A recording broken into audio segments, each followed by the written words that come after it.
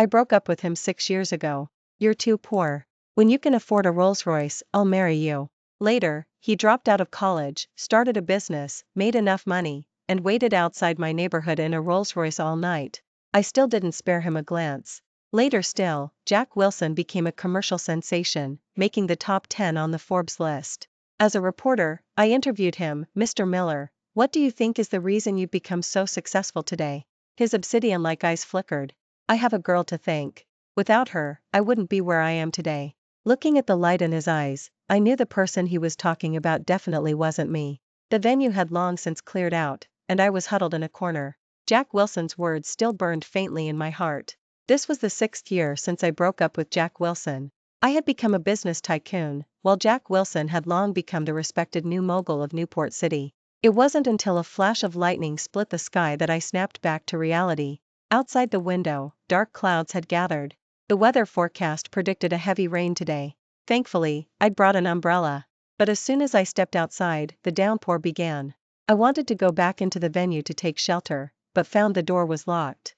I could only stand in the rain with my umbrella, trying to hail a cab, but none would stop. The ride-sharing app was also overwhelmed by the sudden heavy rain, with insufficient drivers available. Holding my umbrella, I felt like I was holding it for nothing. The strong wind mixed with the rain, and it was almost as if I were standing directly in the downpour. Just as I was considering the feasibility of walking home in the rain, a black Mercedes sedan pulled up in front of me. The automatic door slowly opened, and the person inside, who had been frowning over a contract, looked up. Get in. It was Jack Wilson. It had been a long time since the venue closed. Shouldn't he, with his packed schedule, have left ages ago? Or, an impossible thought bloomed in my mind. No. I shook my head. Thank you, Mr. Miller, but I can get back myself. Jack Wilson rubbed his tightly furrowed brows impatiently and closed the contract. His hands were clasped on his lap, exuding an intimidating presence without raising his voice. Or is it, Ms. Johnson, that you won't get in because you think this car isn't a Rolls-Royce?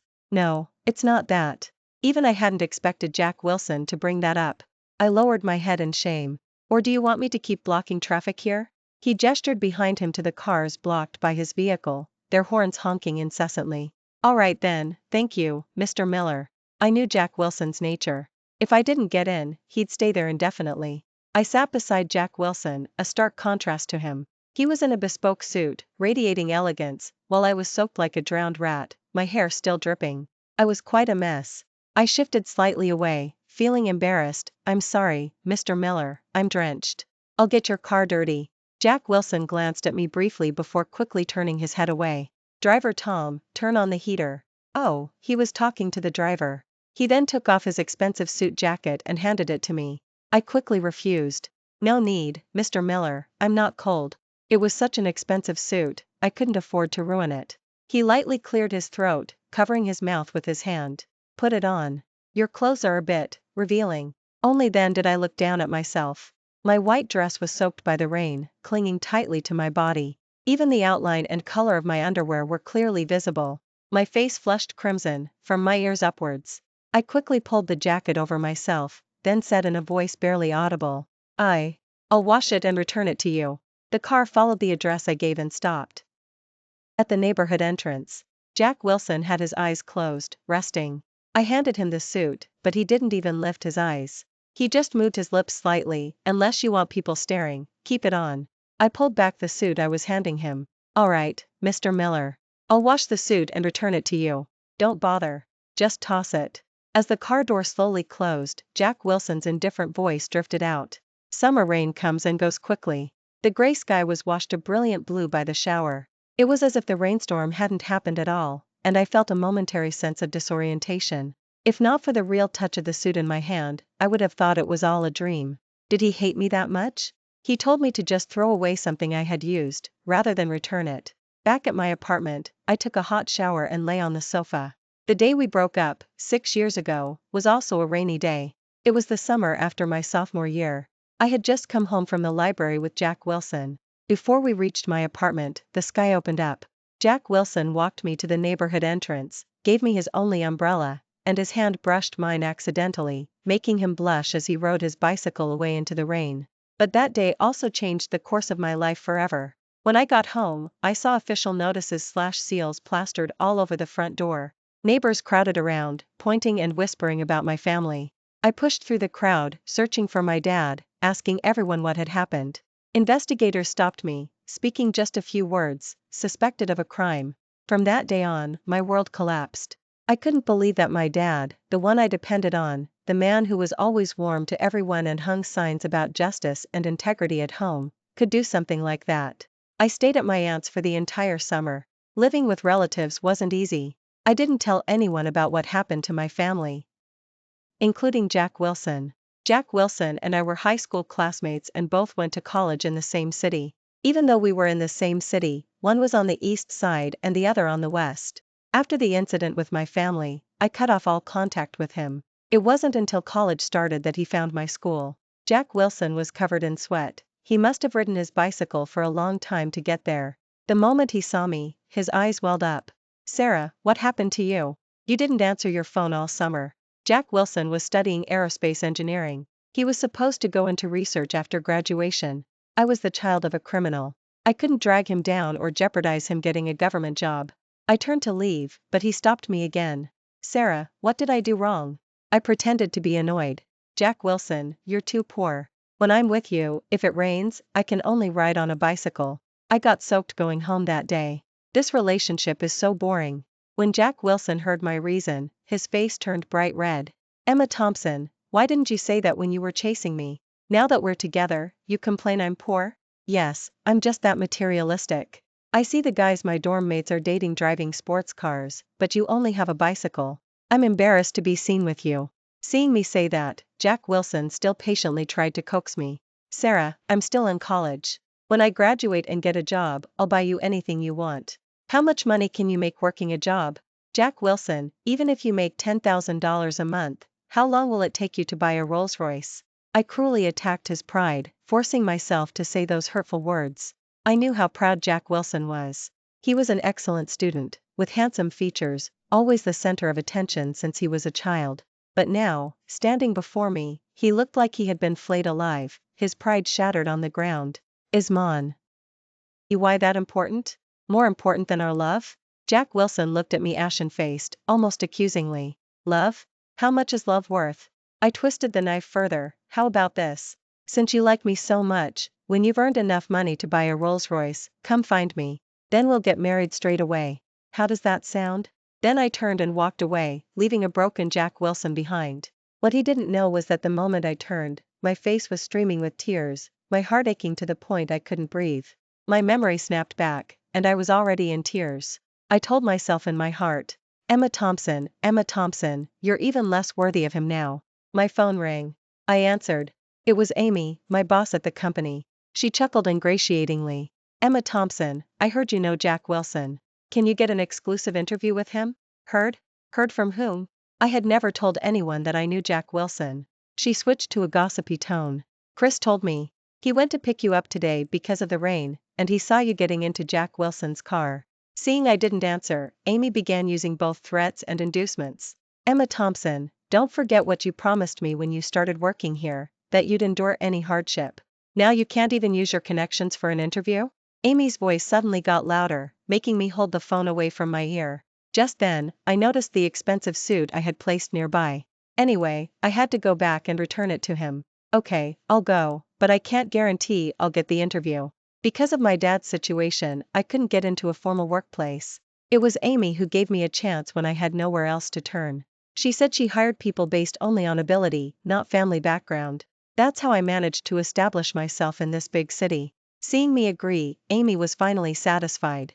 "All right, that's what I wanted to hear. Don't come into the office these TW. Oh days. Just focus on getting that interview done." After hanging up, Jack Wilson's words from today's interview echoed in my ears again.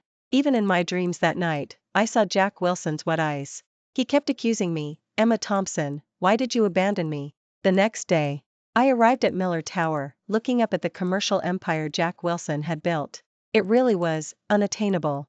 I took a deep breath, gathered my courage, and walked up to the front desk to ask what floor Jack Wilson was on. Just then, a striking beauty wearing sunglasses also came to see him. The receptionist looked at both of us asking at the same time, giving me an eye roll. Then, she turned to the beauty beside her, displaying the professional smile a receptionist should have. Ms. Olivia, you can go right up to see Mr. Miller. I'll swipe the card for Mr. Miller's private elevator for you. With that, without even a glance my way, she led the Ms. Olivia she spoke of to Jack Wilson's private elevator. After she finished all that, she remembered I was still standing at the front desk. She asked impatiently, "What do you need to see Mr. Miller about?" I held up the bag I was carrying. "I'm here to return Mr. Miller's clothes." The receptionist snorted a laugh when she heard me. "Mr. Miller lent you clothes? Don't be ridiculous. I've heard that excuse at least 10 times today." Hearing her say that, I quickly pulled out the suit to show her. I said anxiously, "This really is Jack Wilson's suit." She cut me off before I could finish. "We turn away several people like you every day. If you say Mr. Miller knows you, then call him and have him notify me." But I didn't have Jack Wilson's phone number. "I don't have his number." "Mr. Miller lent you clothes, and you don't even have his number?" "Our Mr. Miller is very busy. Not just anyone can come up to see him, you know." Well, defeated before I even started. I hadn't even seen Jack Wilson and was already hitting a wall. I could only sit on the lobby sofa and hope to run into him. I sent a message to Amy, off to a bad start. Couldn't even get in to see him. I attached a picture of the sofa. Ugh, no way. The mission from the organization must be completed. I chuckled softly. I knew Amy's temper. Even if I really couldn't get the interview, she wouldn't say anything. It was just. I squeezed the suit bag in my hand. I had to return this suit to him. I couldn't owe him anything more. Just as I was at a loss, I saw the door to Jack Wilson's private elevator open. Following it, the arrogant and distinguished man walked out. It was Jack Wilson. I quickly grabbed the bag and rushed towards him. He didn't see me and was walking quickly. I couldn't stop in time and bumped into his arms, then fell to the ground from the momentum. "Ow. That hurt," I yelped. Jack Wilson finally reacted to having run into someone. "I'm sorry." He stopped short of finishing his apology when he saw me. "What are you doing here? Why was I always such a mess whenever I saw him? Yesterday was a downpour, today I fell flat on my butt." I quickly patted my butt, which hurt terribly, and stood up. Nervously gripping the bag, I stuttered. I came to return your suit." Seeing the situation, the receptionist rushed over to apologize, not forgetting to shoot me another glare. "Mr. Miller, I'm so sorry. She came to see you earlier, and I told her to leave. I didn't expect her to sit here and wait for you, and even run into you." Jack Wilson, however, looked past the receptionist at me. "Didn't I tell you to just toss it?" I got even more nervous. I have something else I need to talk to you about." "Robert, is that really your jacket she's holding?" A beautiful female voice came, and I finally saw that the Ms. Olivia from earlier was also by Jack Wilson's side, possessively linking her arm through his. Jack Wilson frowned slightly. "Something else?" If I recall correctly, Ms. Johnson didn't seem very happy to see me yesterday. Then he looked dotingly at the person beside him who was acting jealous. "Olivia, stop messing around." It was then that I recognized her. The person beside him, with her arm linked through his, was Olivia, the popular rising celebrity. No wonder her beauty couldn't be hidden even by sunglasses. Seeing Jack Wilson's doting expression, Olivia asked in a spoiled tone, "Robert, who is she? How could you let her wear your jacket?" Jack Wilson's gaze swept over me, then he motioned for driver Tom to take the suit. He looked at me playfully, his thin lips parting. "My first love." Olivia, standing beside him, gasped dramatically, covering her mouth with her hand. "Oh my God, is she the bad woman who dumped you for a Rolls-Royce?" She scanned me up and down, then shook her head. "But looking at her now, she still hasn't gotten into a Rolls-Royce, has she?" She tightened her grip on Jack Wilson's arm. "Or are you coming back to him now that you see Robert is rich?" I looked anxiously at Jack Wilson, only to find he was also looking at me with a deep gaze. "It's not like that. I really just came to return the suit, and I also wanted to do an interview with Mr. Miller." Hearing me say that, the light in Jack Wilson's eyes seemed to dim slightly. He pulled away from Olivia, looking displeased. "You're going to the party tonight by yourself?" Olivia froze on the spot. "Huh? You want me to go by myself?" "Yes." "No way, Robert. You finally agreed to go with me. Can't you see I'm busy right now?" "Busy with what?" Jack Wilson unbuttoned one of the cuffs on his sleeve, then glanced at me. "An interview." He then said to the receptionist standing nearby, "From now on, if someone comes looking for me, you can call and ask me." Then he turned and walked towards the private elevator, leaving only his back for me to see. After a couple of steps, he seemed to think something was wrong and Ned back to look at me. Didn't you want to do an interview? Huh? I didn't react for a moment. Was it really this smooth? Was he inviting me to his office for an interview? Oh. I quickly followed him. From the corner of my ear, I heard the receptionist quietly complaining. He said himself he didn't want strange women sent upstairs. Even as the elevator door was closing, I could hear Olivia's hysterical shouting in the lobby. Jack Wilson. I'm never talking to you again. I huddled in a corner of the elevator, thought for a moment, and finally spoke. Is Ms. Olivia really okay? Jack Wilson looked at me with a knowing glance. What, are you worried about her? No, I'm afraid I'll affect your relationship with Ms. Olivia. Even if I wasn't perceptive, I could tell his relationship with Olivia was extraordinary. Jack Wilson was a germaphobe. He wouldn't let just anyone link arms with him unless they had a very intimate relationship. Worried about my relationship with her? My business is none of your concern. His tone told me he was starting to get impatient again. After all, the romance between a business mogul and a superstar was hardly something a little reporter like me could influence. Once we reached his office, I took out the questions Amy had prepared and asked Jack Wilson. When the interview was over, I stood up to say goodbye to Jack Wilson. The man before me, however, had a dark expression. Emma Thompson, you did the interview, and you won't even say thank you? I realized my lapse in manners. He was no longer the naive young man I used to know. Standing before me now was Jack Wilson, the man with an entire business empire.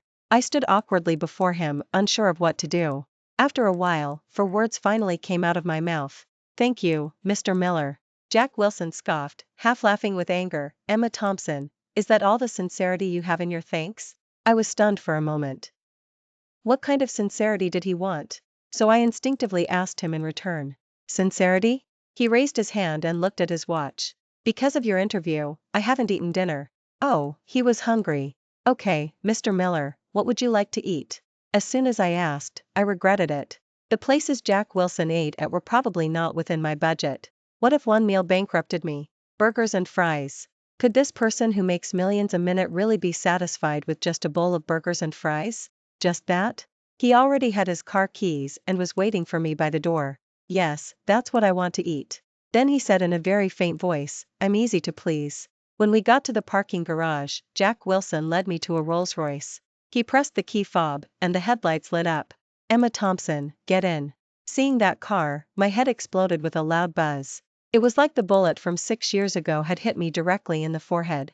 It had just been an excuse to break up, but Jack Wilson had taken it seriously. Even though I was close to him now, I knew there was an insurmountable gap between us forever. Fortunately, the interview was over. After this meal, we probably wouldn't contact each other again. I opened the car door with trembling hands and sat inside, not daring to move. Jack Wilson, however, paid no attention to my reaction and drove skillfully towards the diner. When we arrived, I was a little surprised. This place is still open? Yeah. He responded simply, stepping towards the diner. 2 burgers and fries, please. Diner owner Mr. Smith was a middle-aged man, who seemed familiar with him, and greeted him warmly. Why are you so late today? Had some company business, got delayed. Jack Wilson responded politely. He had rarely put his guard down, as if at this moment, he was just an ordinary person in front of me. Soon, the burgers and fries were served. Diner owner Mr. Smith placed the bowls on the table and chatted with Jack Wilson. After a few words, diner owner Mr. Smith turned the topic to me. First time you brought a girl here for burgers and fries in all these years. Is she your girlfriend? When I heard that, I almost choked on the burgers and fries I had just put in my mouth. I coughed violently. I quickly waved my hands, no, no, no. Seeing me choking, diner owner Mr. Smith smiled and poured me a glass of water. As he handed me the water, he examined me and said, this girl, why do you look so familiar? Then, as if he suddenly understood something, he stared wide-eyed at Jack Wilson. Could it be? Jack Wilson smiled and nodded in acknowledgement. Diner owner Mr. Smith then showed a look of relief and happiness. I finished every bite of the burgers and fries, even drinking all the broth. On the way back, Jack Wilson said he was going my way. When I refused his offer and was about to call a cab, Jack Wilson casually said, Ms. Johnson's standards have gotten high after 6 years? You're looking down on a Rolls-Royce? I could only obediently get into the car. To ease the tension, I found a random topic. The burgers and fries still taste the same as before. I can't believe this place has stayed open for so long. Do you come here often? Yeah. Jack Wilson's answer was brief. My thoughts drifted back to the summer break after high school graduation. At the graduation party, I managed to snag his graduation tie. And Jack Wilson, wearing a white shirt, smiled shyly. I got your tie. You're mine now. Young and reckless, I bossily addressed Jack Wilson. The shy teenager blushed as people cheered us on. Seeing him look shy, I walked up, took his hand, and we weaved through the layers of people. Our final destination was that same diner. I only ordered one serving of burgers and fries, and insisted he feed me.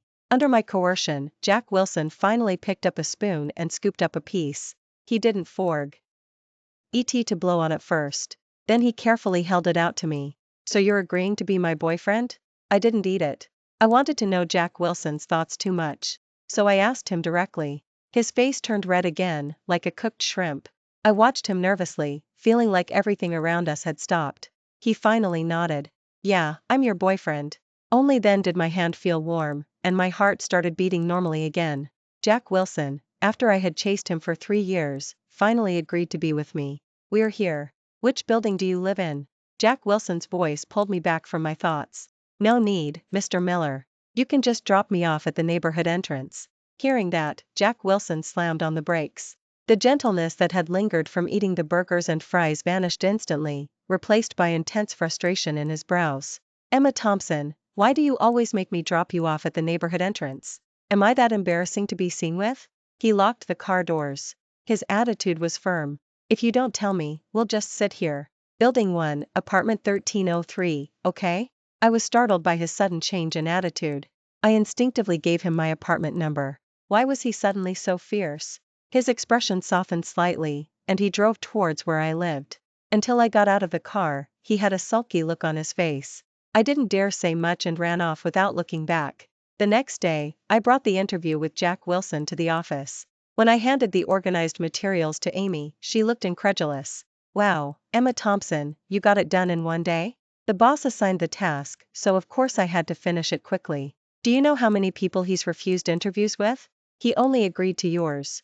Amy flipped through the materials, gossiping. Jack Wilson isn't interested in you, is he? No, we're just high school classmates.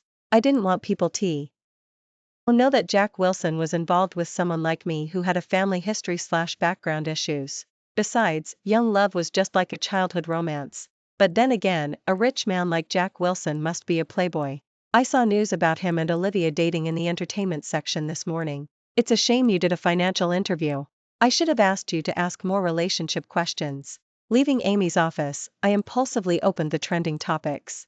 The news about Olivia and Jack Wilson was prominently displayed on the trending list. Clicking on it, I saw a slightly tipsy Olivia blushing and leaning coyly into Jack Wilson's arms. Jack Wilson was carefully holding her, treating her like a precious treasure, afraid she might break. The location was the lobby of a 5-star hotel. Olivia, being protected by Jack Wilson, was helped by him as they entered the hotel elevator together. The implications of what followed were obvious. The comments section was full of, I ship them so hard. Who doesn't love the love story of a superstar and a CEO? Look at the way Jack Wilson looks at beautiful Ms. Olivia, it feels like he's melting. Olivia is so beautiful, who wouldn't be captivated? You two should get married already. I liked a comment and exited. I hadn't noticed that my knuckles were white from gripping my phone. If I hadn't seen Jack Wilson yesterday, I wouldn't have dared to fantasize about him. But why did he take me for burgers and fries yesterday? And why did he say those things that made me imagine things? I dreamt of him all night last night, only to wake up and see the trending topic of him and Olivia at a hotel. I laughed at myself mockingly. Did I really think there was still a chance with him? We were already not in the same world. Perhaps it was seeing the blatant trending topic of Jack Wilson and Olivia together, but my heart felt heavy, like a large stone was blocking it. I should have known he answered when I saw them come out of the elevator together yesterday. To keep myself busy and stop thinking about all this nonsense, I worked late into the night. But it didn't seem to help. I felt like I was thinking about Jack Wilson so much I was having hallucinations. Otherwise, how could I see Jack Wilson looking dejected at the entrance to my apartment? Dejected wasn't a word that fit Jack Wilson at all. I had never seen Jack Wilson look like that before. So this definitely wasn't him. I shook my head, walked past him, and kept going. But as I passed him, he grabbed my arm. Emma Thompson, are you so over me now you won't even look at me? It hurt. So it wasn't a hallucination. Jack Wilson? He seemed to have been drinking. There was an unnatural flush on his cheeks, and his eyes were a little hazy. Seeing me look at him, he buried his head in my shoulder, sounding wronged. He whimpered softly, Emma Thompson, why are you so cruel to me? Jack Wilson had a faint vanilla scent, mixed with a bit of alcohol. I quickly pushed him. Jack Wilson, are you drunk? He wouldn't budge. The 6'1" man was practically hanging off me. He even upped the ante, complaining softly. I can buy you lots and lots of things now, but why haven't you come back to me? We just saw each other yesterday, but I've been missing you like crazy today. I swallowed the bitterness in my heart, but you were with Olivia last night. Jack Wilson was so drunk he could barely stand. I had no choice but to take him back to my apartment. It took a great deal of effort to get Jack Wilson, who was like half a person hanging on me, onto the sofa. I took out his phone, wanting to call his driver. It had a password. When I took one of his fingers to unlock it, his eyes opened. Emma Thompson, you really won't take what's offered, even when it's right here? I looked at Jack Wilson, whose eyes held anger. I blinked. My mind was frantically processing the information. For me. Not drunk? Faking it? What's offered? Even if I was slow, I understood what Jack Wilson meant. But didn't he have a girlfriend? And they were just, last night? Just thinking about it made my heart feel heavy. Mr. Miller, please behave yourself. I returned his phone to him. His face was completely dark. Emma Thompson, what do you take me for? You chase me, get me, and then kick me away? If you didn't love me, why did you show up in front of me again? But you're the one who came to my apartment right now. Mr. Miller, the interview was my job. I can't just throw away my career for romance, can I? Besides, I'm not interested in people who have girlfriends and still go around playing around. Then, without waiting for Jack Wilson to react, I pushed him out the door and locked it. Done in one swift move. The next day, the public account that had previously published the news about Jack Wilson and Olivia's relationship issued a public apology video. Then Olivia posted a photo of herself and Jack Wilson with the caption, "Cousin said if I didn't clarify, it would delay him from settling down." I looked at the comments section, and countless fans of their pairing were heartbroken. I was totally shipping them and you're telling me he's just her cousin? Cousins? Okay, I guess cousins are fine too. Don't be ridiculous upstairs, they've already clarified. Woo woo woo, our girl is so humble. She is such a powerful cousin and is still so hardworking. So Olivia was his cousin? Immediately after, an unknown number called, ending in 8888. I had a feeling it was Jack Wilson. I answered, and it was indeed him. Emma Thompson, did you see the trending topics? Yes. Are you still saying I have a girlfriend? No. Then can I pursue you? No refusing. I'll wait to pick you up after work tonight. Just a few short sentences, but they made my heart pound. After work, I saw Jack Wilson's flashy Rolls Royce downstairs from the office at a glance, just as expected. I got into the car under the stares of everyone. I was mortified. I quietly discussed with Jack Wilson, could you maybe not drive this car next time? It attracts too much attention. Jack Wilson looked sideways at me. Sarah, I thought you only liked this car. Jack Wilson took me back to his place. Olivia was there too. I carefully observed Olivia and Jack Wilson. I had to say, their family genes were exceptional, every single one of them good-looking. Olivia saw me and immediately went into full defensive mode. Cousin, my schedule is so busy, and you made me come explain to her? She's just a gold digger. Have you forgotten how she treated you? She almost made you drop out. Jack Wilson gave her a side eye, and she immediately quieted down. Her glare at me, however, remained. Drop out? I looked at Jack Wilson in confusion. Jack Wilson, who got into aerospace engineering ranked in the top 10 in the entire city, actually dropped out. Jack Wilson didn't answer me. He calmly poured a glass of water and handed it to me. Don't mind her. She's the youngest in the family, spoiled. He then looked at Olivia. And, you need to be polite from now on. Call her sister-in-law. After explaining, Olivia said she had another event and left, shooting me a glare on her way out. But I was still incredibly shocked by Olivia's remark about him dropping out. I'm sorry. I apologized to Jack Wilson. I told Jack Wilson everything that happened to me that summer. I'm the daughter of a criminal. Now I've told you everything.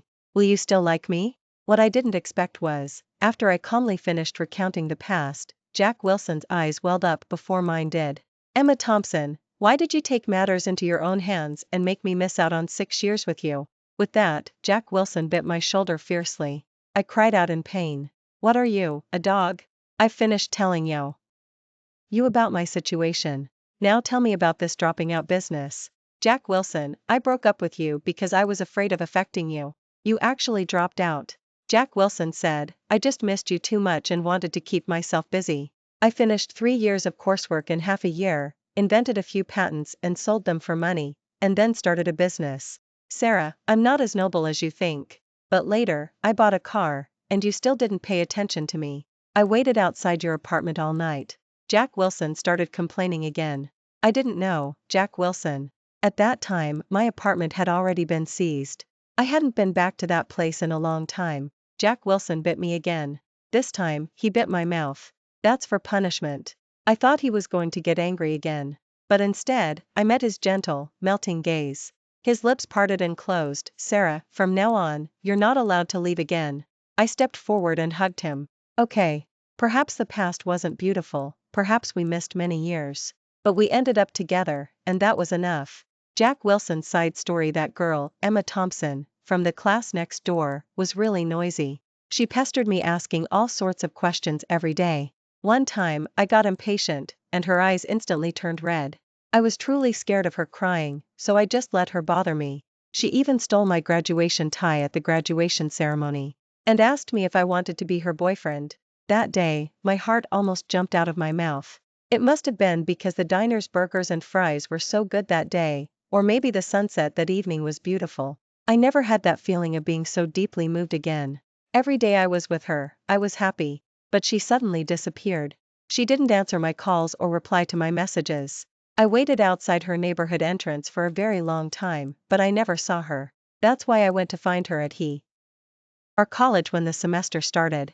I wanted to ask her what was going on. I didn't expect her to say such hurtful things.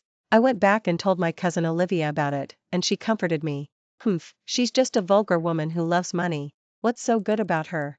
I also told myself over and over again that she wasn't worth it. But my heart couldn't help but miss her. In the end, I felt like I was going crazy from missing her. I wanted to keep myself busy. I finished 3 years of coursework in half a year. I also invented a few patents and sold them for a lot of money. So I used the money from the patents to start a business. I thought, if I bought her a car, maybe she would come back. Driven by that belief, I unexpectedly succeeded. The day I bought the Rolls-Royce, I was as happy as a child. I went through a lot to get her address, but I waited outside her apartment all night, and she never came down. That night, I felt like a clown. Later, my life was only about making money. My business grew bigger and bigger, and I changed cars one after another. But she never came back. Until the press conference that day. I saw Emma Thompson holding up a microphone, putting it near my lips. Mr. Miller, what do you think is the reason you've become so successful today? Shoo. Can you hear my heart? It's moving again.